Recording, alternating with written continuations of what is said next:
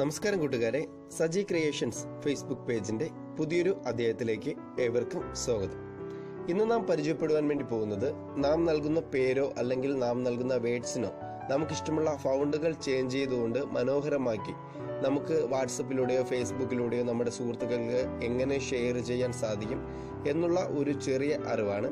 ഇതിനു വേണ്ടി ഒരു ആപ്ലിക്കേഷൻ നാം ഇൻസ്റ്റാൾ ചെയ്യേണ്ടതുണ്ട്. ഈ ഒരു ആപ്ലിക്കേഷൻ ഇൻസ്റ്റാൾ ചെയ്ത് കഴിഞ്ഞാൽ നമുക്ക് നാം നൽകുന്ന പേരുകൾക്ക് ഇതുപോലെ മനോഹരമായ ഫൗണ്ടുകൾ ചേഞ്ച് ചെയ്യുവാനായിട്ടൊക്കെ സാധിക്കും. ഇപ്പോൾ സജി ക്രിയേഷൻസ് എന്നുള്ള പേര് നമ്മൾ ഒത്തിരി ഫൗണ്ടുകൾ നിങ്ങൾക്ക് ഇവിടെ കാണാൻ സാധിക്കുന്നുണ്ട്.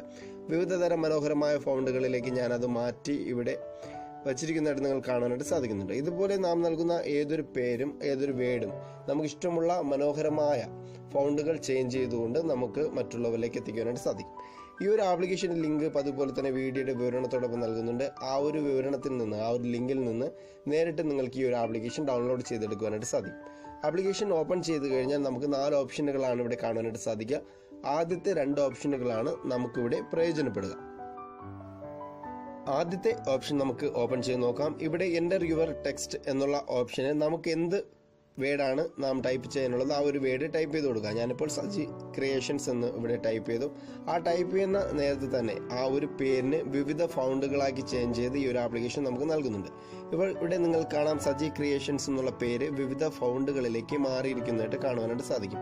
നമുക്ക് ഏത് ഫൗണ്ടാണ് ഇഷ്ടപ്പെട്ടത്, ഏത് ഫൗണ്ടാണ് ആവശ്യം, ആ ഒരു ഫൗണ്ടിന് പുറത്തായിട്ട് ജസ്റ്റ് ഒന്ന് ക്ലിക്ക് ചെയ്യുക. ഞാനിപ്പോൾ ഈ ഒരു ഫൗണ്ടാണ് സെലക്ട് ചെയ്യാൻ ഉദ്ദേശിക്കുന്നത്. അപ്പോൾ അതിന് പുറത്തായിട്ട് ജസ്റ്റ് ഒന്ന് ക്ലിക്ക് ചെയ്തപ്പോൾ തന്നെ എനിക്കത് ക്ലിപ്പ് ബോർഡിലേക്ക് കോപ്പി ചെയ്യാൻ ലഭിക്കുന്നു.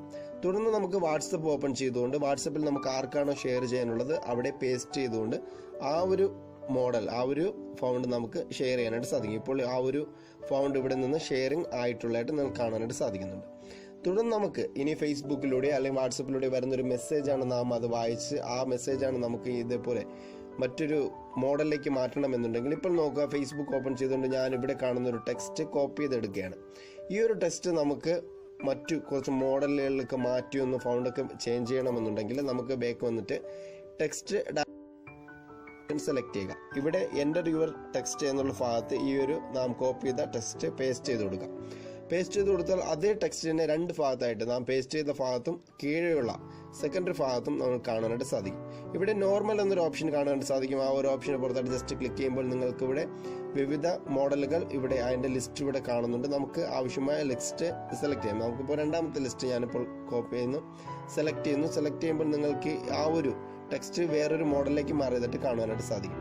ഇനി നമുക്ക് അതിന് വ്യത്യസ്ത മോഡലുകളിൽ ഇപ്പോൾ നോക്കാം, ഇപ്പോൾ സിംഗിൾ എന്നുള്ള മോഡൽ സെലക്ട് ചെയ്തപ്പോൾ അത് മറ്റൊരു മോഡലിലേക്ക് മാറി. ഇനി നമുക്ക് ഇതേപോലെ തന്നെ ഒത്തിരി മോഡലുകൾ ഇവിടെ സെലക്ട് ചെയ്ത് മാറ്റുവാനായിട്ട് സാധിക്കും. നമുക്ക് ഇഷ്ടമുള്ളൊരു മോഡൽ സെലക്ട് ചെയ്യാം. തുടർന്ന് കീഴായിട്ട് നിങ്ങൾക്കിവിടെ കാണാം ഷെയർ ദിസ് എന്നുള്ള ഒരു ഓപ്ഷൻ കാണാനായിട്ട് സാധിക്കും. ആ ഒരു ഷെയർ ഓപ്ഷൻ ക്ലിക്ക് ചെയ്തുകൊണ്ട് നിങ്ങൾക്ക് ഫേസ്ബുക്കിലൂടെ ട്വിറ്ററിലൂടെയൊക്കെ ഷെയർ ചെയ്യാൻ സാധിക്കും. അല്ലെങ്കിൽ നിങ്ങൾക്കിവിടെ ഒരു ക്ലിപ്പ് ബോർഡിൻ്റെ ഐക്കൺ കാണാൻ സാധിക്കും. ആ ഒരു ക്ലിപ്പ് ബോർഡിന് പുറത്തായിട്ട് ക്ലിക്ക് ചെയ്ത് കഴിഞ്ഞാൽ ആ ഒരു ടെക്സ്റ്റ് നിങ്ങളുടെ ക്ലിപ്പ് ബോർഡിലേക്ക് പേസ്റ്റായി ലഭിക്കും. തുടർന്ന് നിങ്ങൾക്ക് എവിടെയാണ് ഷെയർ ചെയ്യാനുള്ളത് ആ ഭാഗത്ത് നിങ്ങൾ പേസ്റ്റ് ചെയ്തുകൊണ്ട് നിങ്ങൾക്ക് ഷെയർ ചെയ്യാനായിട്ട് സാധിക്കും. അപ്പോൾ ഇത്തരത്തിൽ നിങ്ങൾക്ക് ടെക്സ്റ്റ് മനോഹരമാക്കാൻ ഈ ഒരു മെത്തേഡ് ഉപയോഗിച്ച് നോക്കാം. ഈ ഒരു മെത്തേഡ് ഇഷ്ടപ്പെട്ടുവെങ്കിൽ തീർച്ചയായും ഷെയർ ചെയ്യുക, അതുപോലെ തന്നെ ലൈക്ക് ചെയ്യുക. വീണ്ടും നല്ല നല്ല അറിവുകളും നല്ല നല്ല ആപ്ലിക്കേഷൻസുമായിട്ട് നമുക്ക് വീണ്ടും കാണാം എന്ന് നിങ്ങളുടെ പ്രിയ സുഹൃത്ത് സജി.